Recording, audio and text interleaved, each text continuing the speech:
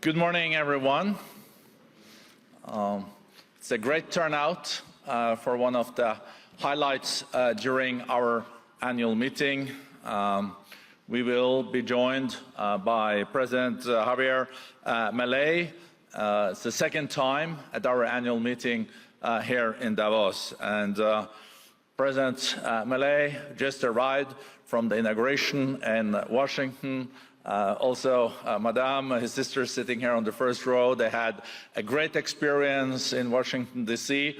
President just told Professor Schwab and myself. And as I mentioned, also, we are very excited about his second participation here in Davos. And for some of us, my dear colleague Marisol Argueta, our Latin American director, and myself, we were privileged to also be in Buenos Aires a few months ago, where we brought 50 business leaders from all over the world under the auspices of the World Economic Forum.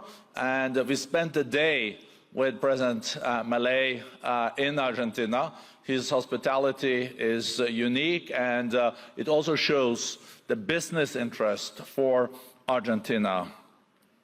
Argentina has been through a remarkable transformation.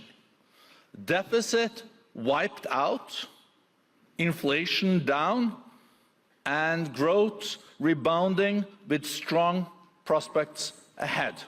And that's in a year. I think the President really should get an applause for that. So, I don't want to take any more time, Mr. President. I would like to then invite Mr. President Milei.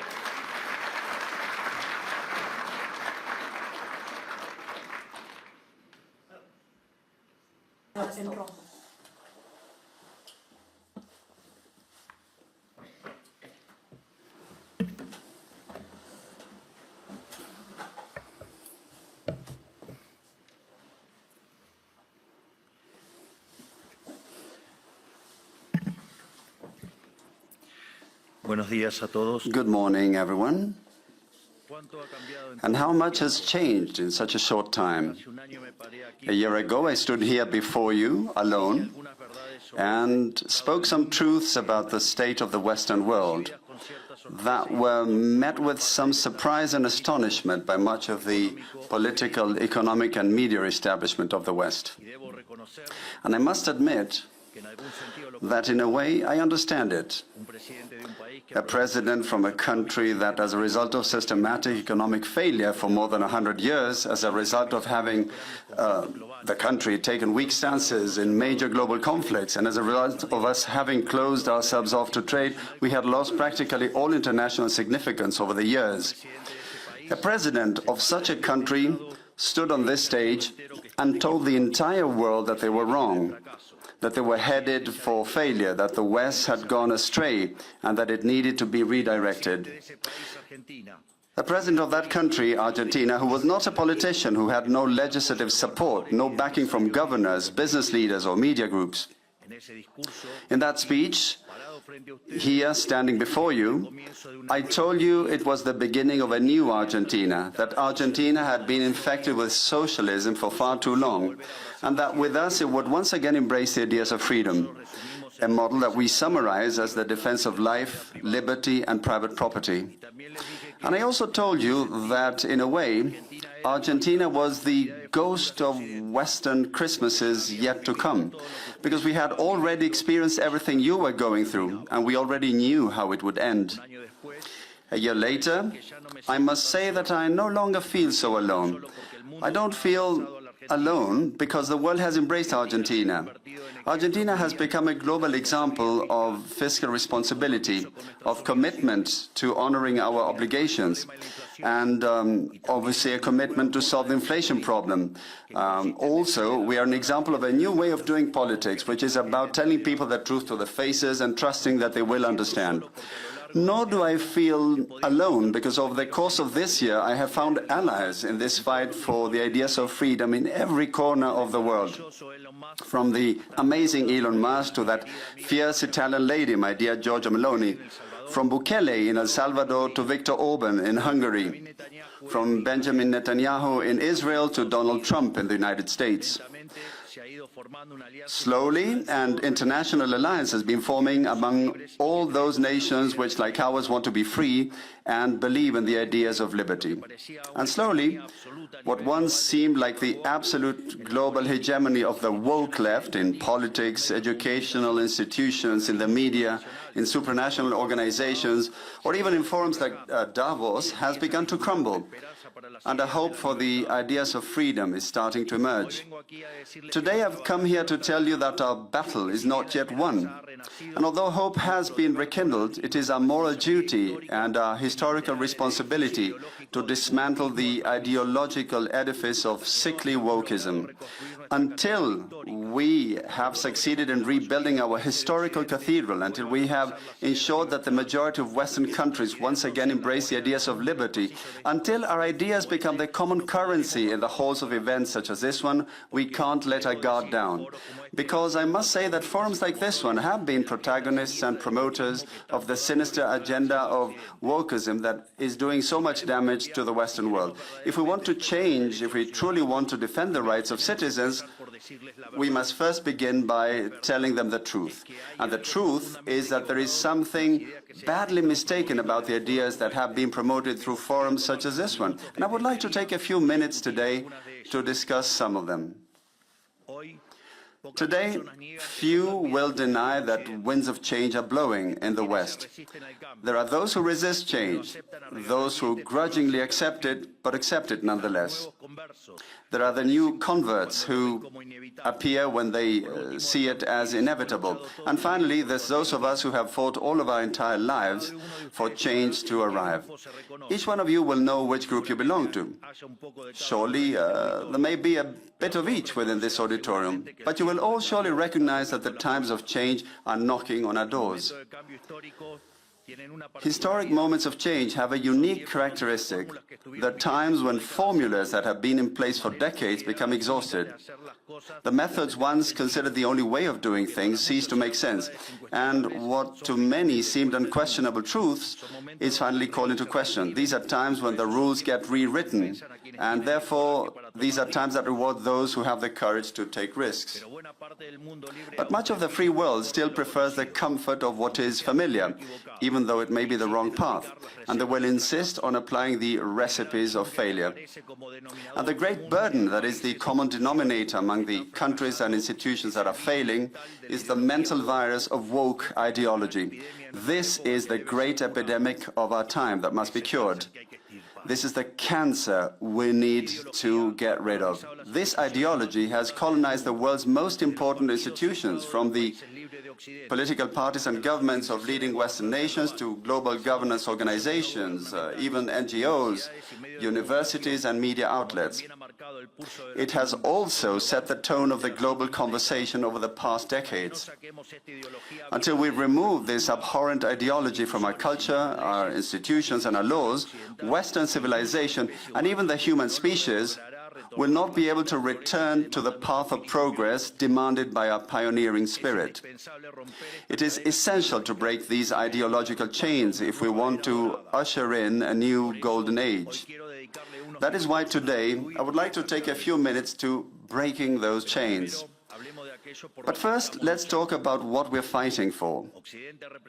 The West represents the pinnacle of human achievement. On the fertile ground of its Greco-Roman heritage and Judeo-Christian values, the seeds of something unprecedented in history were sown. After definitively overcoming absolutism, liberalism inaugurated a new era in human existence, and within the new moral and philosophical framework which placed individual liberty above the whims of tyrants, the West was able to unleash man's creative capacity, initiating an unprecedented process of wealth generation. The data speaks for itself. Until the year 1800, the world's per capita GDP remained virtually constant. However, from the 19th century onwards, and thanks to the Industrial Revolution, per capita GDP multiplied by 20. lifting 90% of the global population out of poverty, even though the population itself increased eightfold. And this was only possible thanks to a convergence of fundamental values, respect for life, liberty, and property, which enabled free trade, freedom of speech, freedom of religion, and the other pillars of Western civilization. In addition, our inventive, Faustian, exploratory, pioneering spirit, which is constantly testing the limits of what is possible. And that's a pioneering spirit that today is represented, among others, by my dear friend Elon Musk, who has been unjustly vilified by the wokeism ideology in recent days for an innocent gesture that simply reflects his enthusiasm and gratitude towards people. In summary, we invented capitalism on the basis of saving, investment, labor and reinvestment, and hard work. We got every worker to multiply tenfold, 100-fold, or why not even 1,000-fold their productivity, thus overcoming the Malthusian trap. Yet at some point in the 20th century, we lost our way, and the liberal principles that had made us free and prosperous were betrayed. A new political class, driven by collectivist ideologies and taking advantage of times of crisis, saw the perfect opportunity to accumulate power. All the wealth created by capitalism until then and into the future would be redistributed through some scheme of centralized planning, setting in motion a process whose disastrous consequences we are suffering today. By promoting a socialist agenda, while insidiously operating within the liberal paradigm, this new political class distorted the values of liberalism. And so they replaced freedom with liberation, using the coercive power of the state to redistribute the wealth created by capitalism. Their justification was the sinister, unjust, and abhorrent idea of social justice, complemented by theoretical Marxist frameworks aimed at liberating individuals from their needs. And at the core of this new value system lies the fundamental premise that equality before the law is not enough, as hidden systemic injustices exist which must be rectified. An idea that serves as a goldmine for bureaucrats who aspire to omnipotence. And this is fundamentally what wokeism is about, the result of the reversal of Western values. Each of our civilization's pillars has been replaced by a distorted version of itself through various mechanisms of cultural subversion. Negative rights to life, liberty, and property were transformed into an artificial and endless list of positive rights. First it was education, then housing, and from then on absurdities like access to the internet, televised football, theater, cosmetic treatments, and an endless number of other desires that were turned into fundamental human rights. Rights that, of course, someone has to pay for, and which can only be guaranteed through the infinite expansion of the abhorrent state. In other words,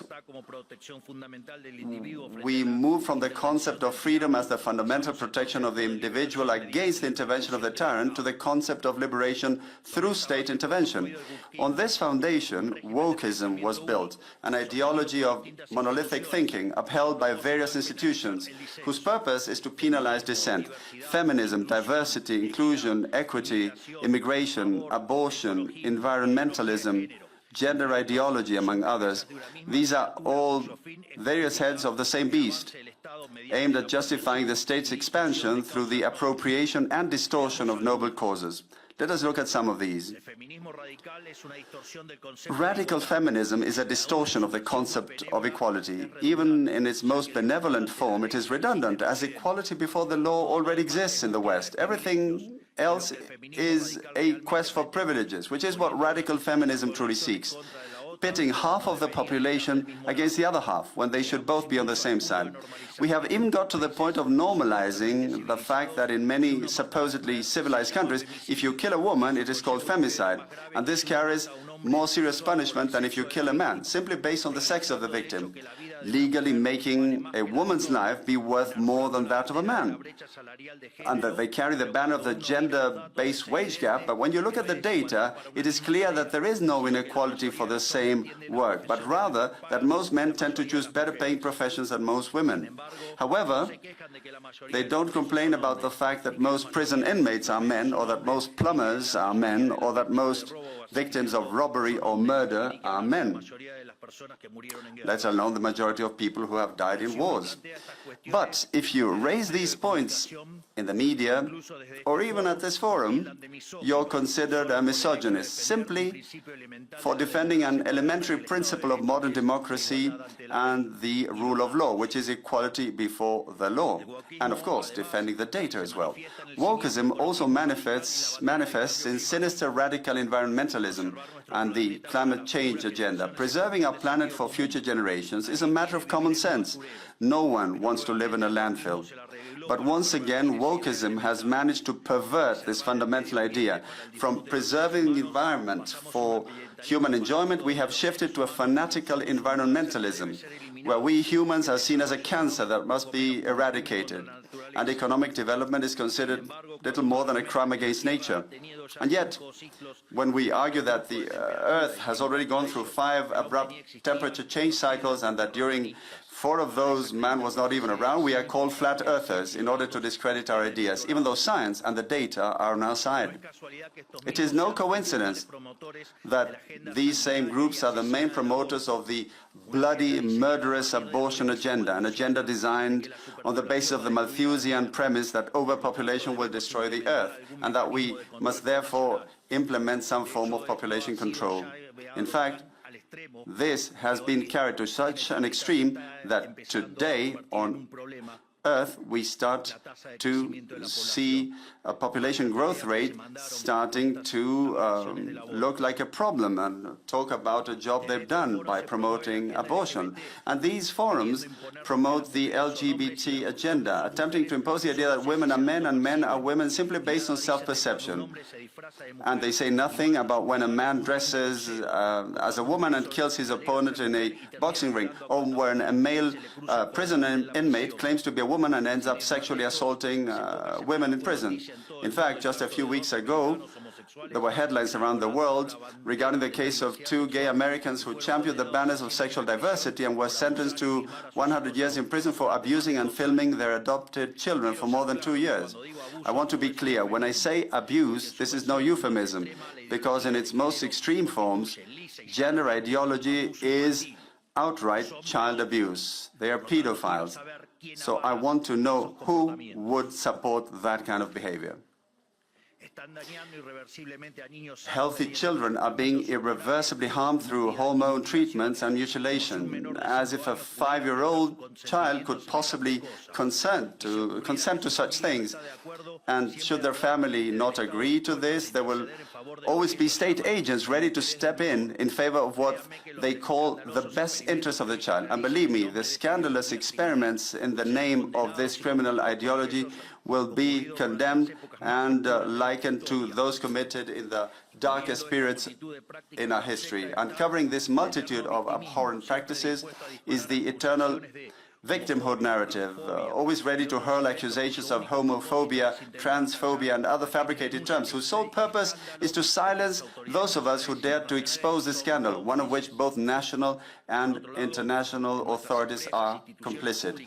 Meanwhile, in our businesses, public institutions, and educational establishments, merit has been cast aside in favor of the doctrine of diversity, which represents a regression to the aristocratic systems of the past. Quotas are invented for every minority politicians can come up with, which ends up undermining the excellence of institutions. Wokeism has also distorted the issue of immigration.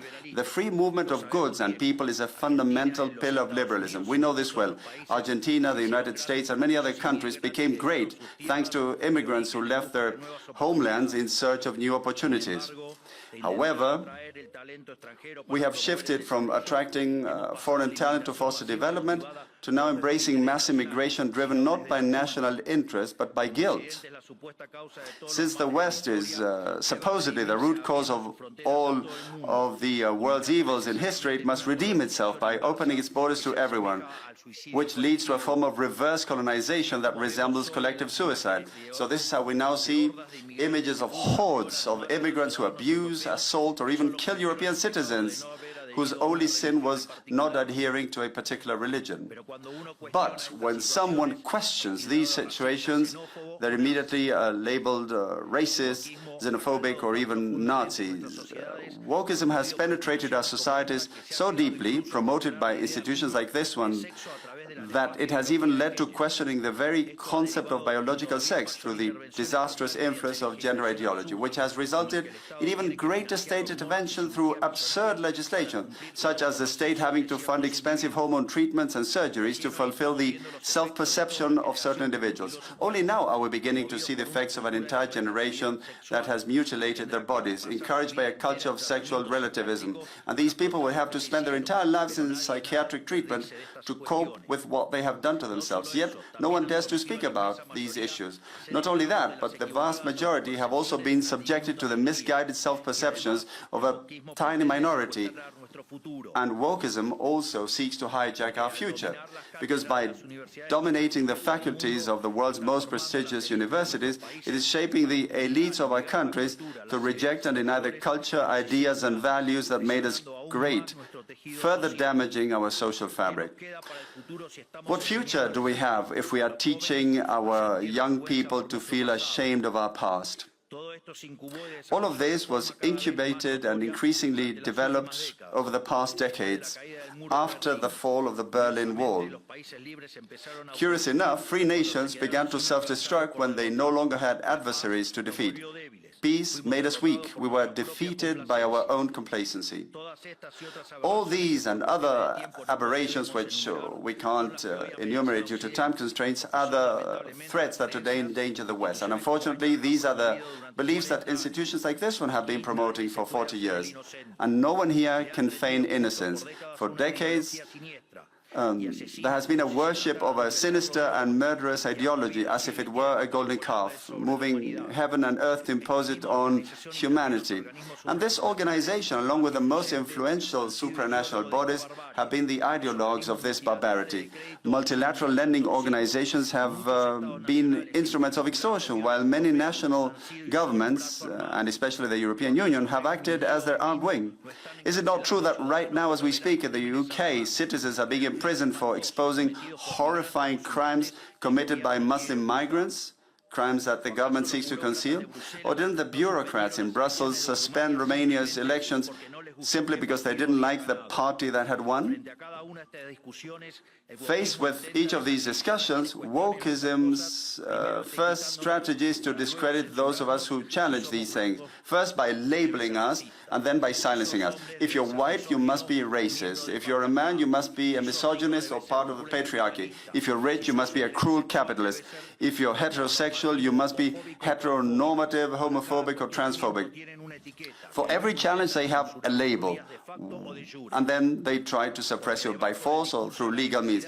Because beneath the rhetoric of diversity, democracy, and tolerance that they so often preach, what truly lies is their blatant desire to eliminate dissent, criticism, and ultimately freedom, so they can continue to uphold a model in which they're the main beneficiaries. Haven't we heard only recently how certain European leading authorities, and quite reddish, I should say, actually have made open appeals to censorship? Actually, there is no censorship, but rather this idea that you need to silence those who don't partake in the woke ideology. And what kind of society can wokeism create? A society that replaced the free exchange of goods and services with the arbitrary distribution of wealth at gunpoint. One that replaced free communities with forced collectivization. One that replaced the creative chaos of the market with the sterile and sclerotic order of socialism. A society filled with resentment, where there are only two types of people. Those who are net taxpayers on the one hand, and those who are beneficiaries of the state on the other. And by this, I don't refer to those who receive receive social assistance because they don't have enough to eat.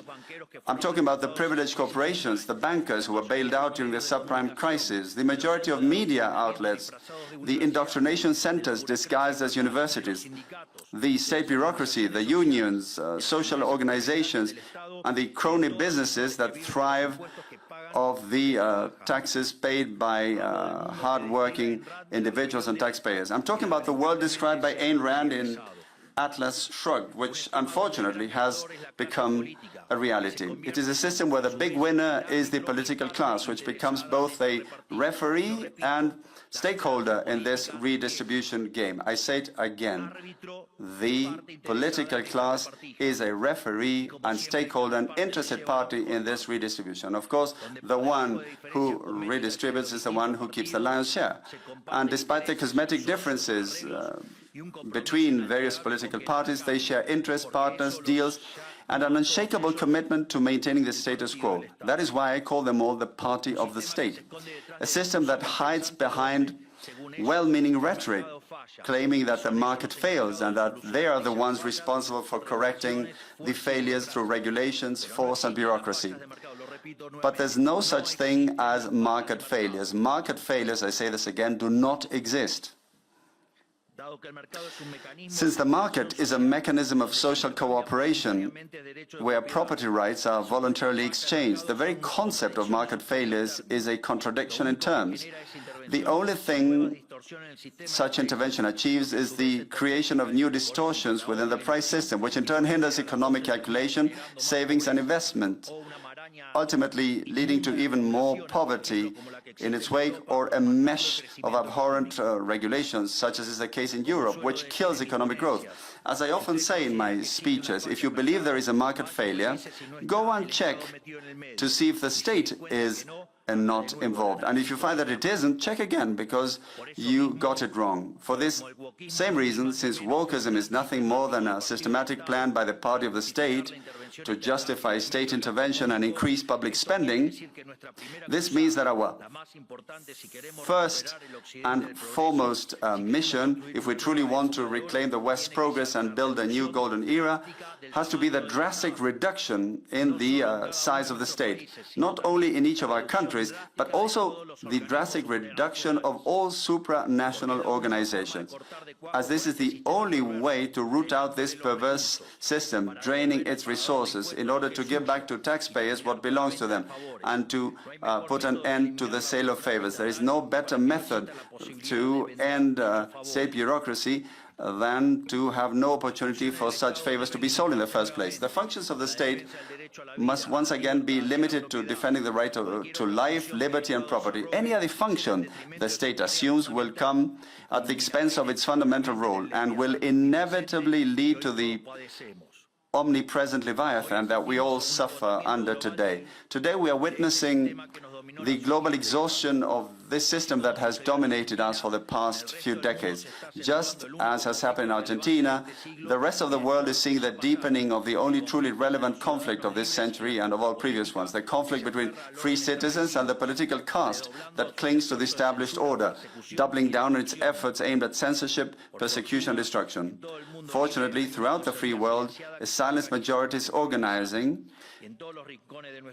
and in every corner of our hemisphere, the echo of this freedom cry resonates. We are facing a change of era, a Copernican shift, the destruction of a paradigm and the construction of another. And if globally influential institutions like this one wish to turn over a new leaf and participate in good faith in this new paradigm, it will have to take responsibility for the role played over the past decades, acknowledging to society the mea culpa that is being demanded of them. To conclude, I wish to speak directly to the world's leaders, to all those who lead both national states and also to major economic groups and influential international organizations, whether present here today or listening from their homes. The political formulas of the past decades, which I have referred to in this speech, have failed and are now collapsing under their own weight. This means that thinking like everyone else does, reading what everyone else reads and saying what everyone else says can only lead to error, even though many still insist on marching towards the precipice. The script of the last 40 years has run out, and when a system runs out, history opens up.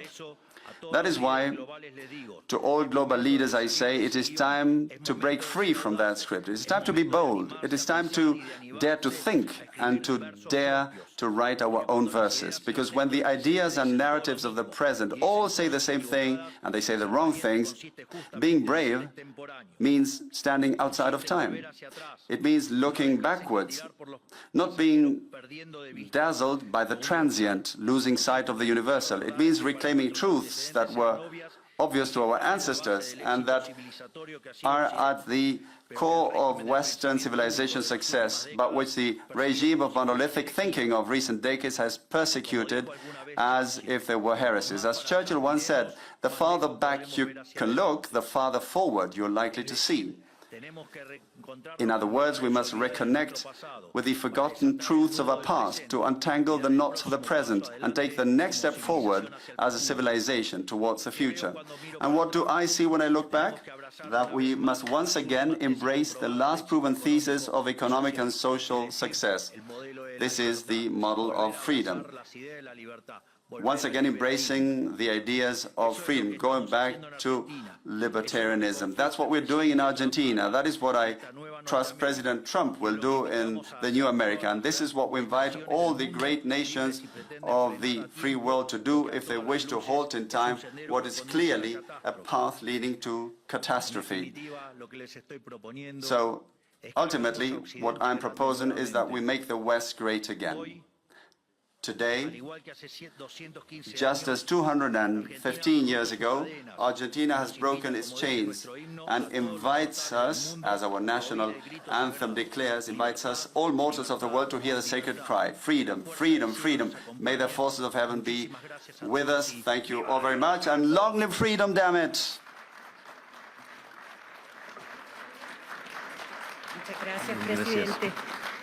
Thank you so much, Mr. President. As you all know, as everybody knows, this is an open, free platform, and we are extremely grateful for your concepts and for your presentation. Thank you so much, Mr. President.